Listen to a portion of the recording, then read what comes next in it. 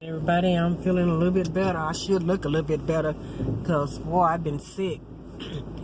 This weather is cold and they got a flu that's going around here that they don't have no cure for it at all. It's the worst flu, worst cold I ever had for in my whole life.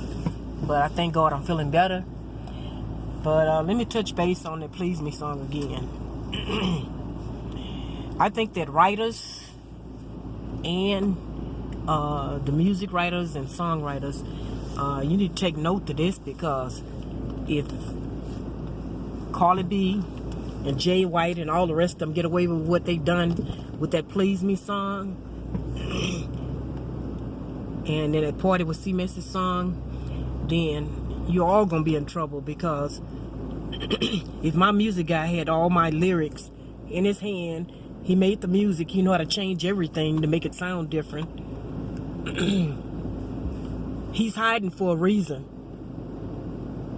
Anybody that wrote that helped rewrite Bodak Yellow and make her famous don't want nobody to know he wrote Please Me. Don't want nobody to know he wrote Barley Carly. If I don't know, I'm just saying this is what I'm feeling and thinking from doing my research, and that's the only thing I can go by is the publishing papers, the research I've been doing, and the activity they've been doing. Why would she keep changing who wrote the song? First they said, let me recap this. You probably already know, but some of you all don't know. First they said that Bruno Mars wrote the song. Never did say Cardi B at first. Now this can be proven. Then they said, later on they said, Bruno Mars and Cardi B. Please Me by Bruno Mars and Cardi B. Now it's switched around again. They're saying Cardi B and Bruno Mars. Check for yourself. Now, if somebody write a song, you don't need to. Nobody need to be changing around who wrote it. Back and forth. If somebody wrote a song, they wrote a song. I give example. Candy and Tiny wrote. Got credit, well, anyway, for writing No Scrubs. I haven't seen any names change on that. What it was from the beginning is what it is now. But it doesn't make sense to me.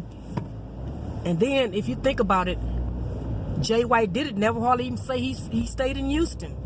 And I tell you what, if people in Houston watched this here that was around during that time, and I seen Scott Gertner looking at my stuff. I gave him my tape. He never did copy my stuff. He never did. I gave him a tape at the club one night. He may not remember this, but it's true. I never seen my song come out till now, till JWhite got with Cardi B. I never seen anything that I had come out until, well, except for the Stop Playing Games. Gotta check on that next. Anyway, what copyright infringement is all about, you gotta be able to prove it. That the person had direct contact. If anybody else copied my song, I don't have proof. I got to get direct contact. JWhite is direct contact. Directly. He had it in his hands. He was around me. This man know every thought that I was going to do with my music. He knew I was trying to get a a male and a female to do Please Me, but they said it was too nasty. And look at Cardi B's. Mine was nasty. Come on now. Think about it. It's saying the same thing. It's just that we're not using the same words. But I don't have to keep preaching to people. They're not going to understand. Some people just not going to understand.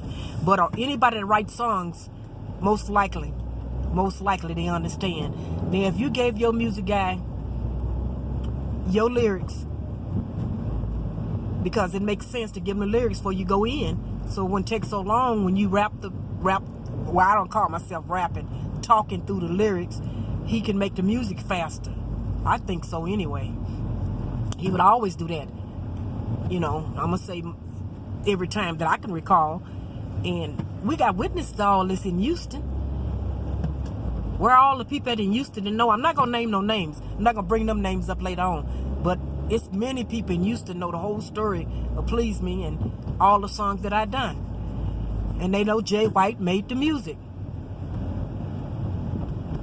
And he had the lyrics to Fantasy Lover. But he claimed that he could not make no music to R&B. After he had already had the lyrics. And then I thought maybe by the guy singing the song, I bring it back to him, he'll be able to make some music, but he still wasn't able to. But he had access to all this stuff. That's why you just have a drum beat, because we went in there. What happened? I said JWhite said he couldn't make it because, so he, my guy and my singer, I'm not gonna say his name yet. I'm gonna do all that. That's all this stuff gonna come out later on. He said, go ahead and make a drum beat. So they made a drum beat. Then I took it back to him with the drum beat. I thought he could make some music around. He said he couldn't. Well, I ain't gonna say that he didn't know how to, because he could have just said he couldn't, but he told me couldn't. I can't see him turning down no money back then because he needed it real bad. But anyway, I have never, ever had sex with JWhite. And I just want to make that self clear. Never in my whole life have he touched me in any kind of way, have any kind of way that I felt any kind of way toward him. I wasn't his type. He wasn't my type. He was too young for me and I was too old for him. You got to remember, I was 43 years old when I made Please Me. And he probably was in his 20s or something, like the early 20s. And I had a couple of sons this age. So why would I want to go to bed with JWhite? Why would he want to go to bed with this old lady right here? I'm a senior citizen and I'm just taking up my rights. I don't care how long it took the song. They could have bought that song for me. Well, I have to go now, and I'll talk to y'all later because I'm driving right now. Bye.